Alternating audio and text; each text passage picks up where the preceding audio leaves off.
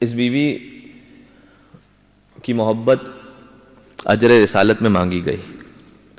جو آپ یہاں تشریف فرمائے آج گویا اجر رسالت کو ادا کر رہے ہیں، اور یہ ایک واحد راستہ ہے ذات پروردگار تک پہنچنے کے لیے.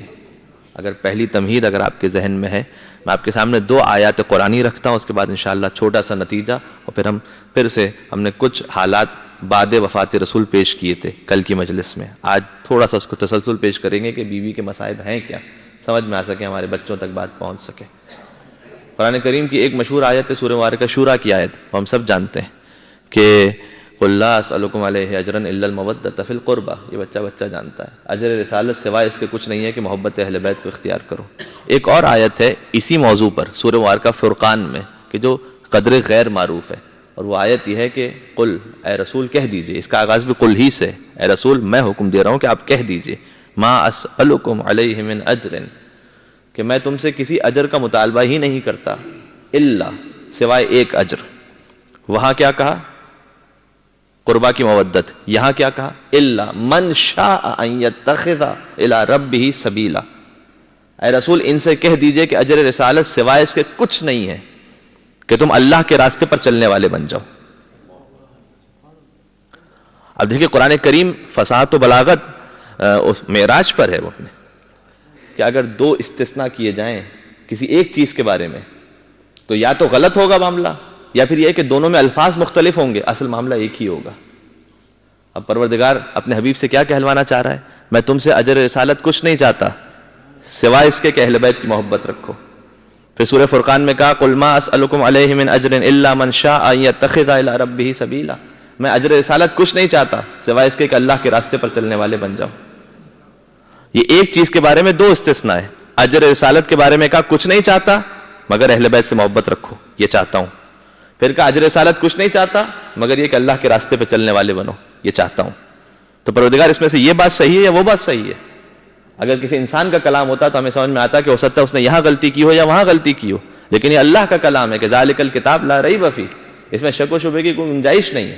اس کا مطلب یہ ہے کہ پروردگار کہنا یہ چاہتا ہے کہ میں نے الفاظ دونوں مقامات پر الگ الگ استعمال کیے ہیں، الفاظ جدا جدا استعمال کیے ہیں، حقیقت میں دونوں ایک ہی چیز ہیں.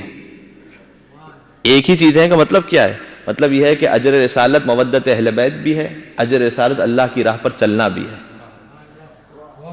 اور ہمارے یہاں کاش میری بات پہنچ سکے، اجر رسالت محبت اہل بیت بھی ہے، اجر رسالت اللہ کی راہ پر چلنا بھی ہے. یعنی محبت اہل بیت اللہ کے راستے پر چلے بغیر مل نہیں سکتی، اور اللہ کا راستہ بغیر محبت اہل بیت کے حاصل ہو نہیں سکتا. صلوات بر محمد و آل محمد.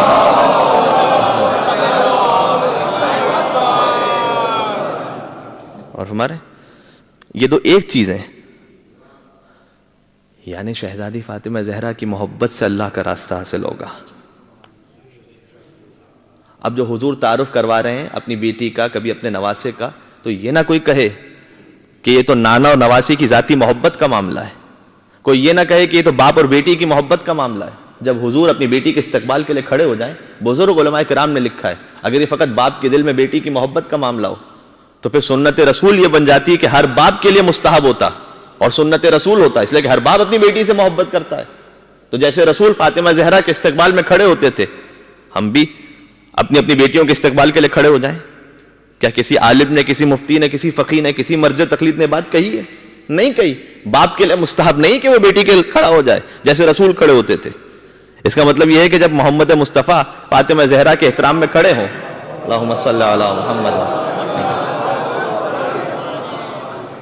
جب حضور اپنی بیٹی کے استقبال میں کھڑے ہوں، غور فرمائیے گا، تو کوئی یہ نہ کہے کہ باپ بیٹی کے لیے کھڑا ہو رہا ہے، یہ کہیے کہ رسالت محمد مصطفیٰ عصمت فاطمہ زہرا کے احترام میں بلند ہو رہی ہے، بلند ہو رہی ہے. یہ اللہم صلی.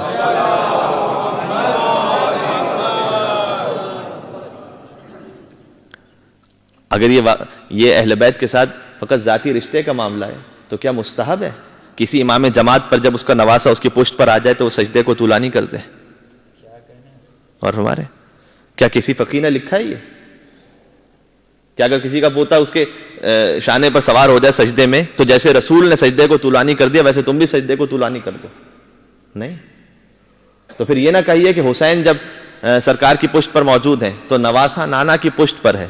در حقیقت یہ امامت رسالت کی پشت پر موجود ہے,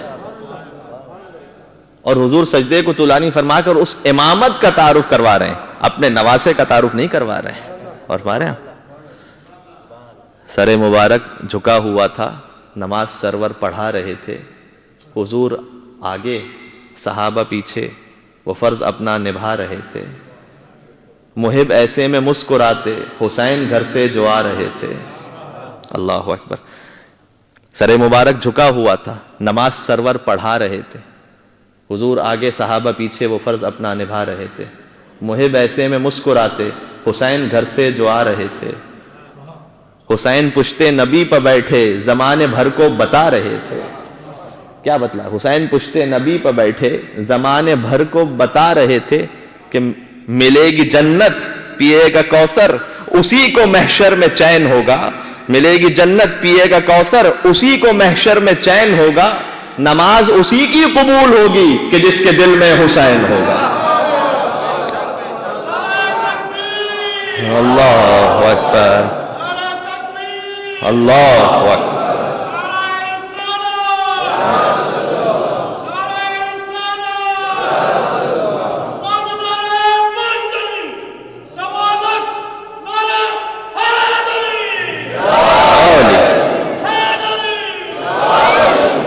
برحمتك يا أرحم الراحمين وصلى الله على محمد وآله الطاهرين.